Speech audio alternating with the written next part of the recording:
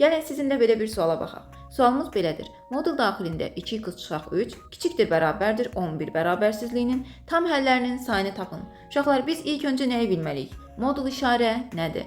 Modul işarəsi içərisində həm mənfi qiymət ola bilər, həm də müsbət qiymət ola bilər.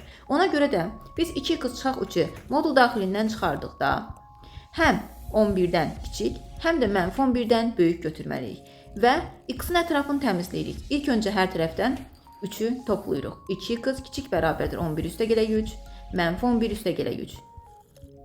2x təbii ki 14-dən kiçik olar, mənfi 8-dən böyük olar. İndi isə baxmalıyıq ki, x-in ətrafında nə qalıb? 2. Ona görə hər tərəfi 2-yə bölək. 14 bölü 2, mənfi 8 bölü 2.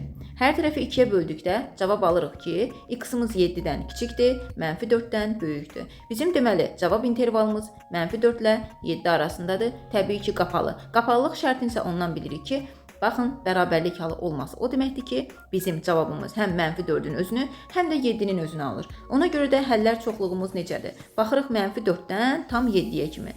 Mənfi 4, mənfi 3, mənfi 2, mənfi 1, 0, 1, 2, 3, 4, 5, 6, 7 qiymətlərini alır. Ümumilikdə 12 həllimiz olur. İndi isə sizə sual verirəm. X üstə gələk 2 modul daxilində kiçikdir 5. Bu ifadənin cavabını şərh bölməsində yazın, yoxlayın.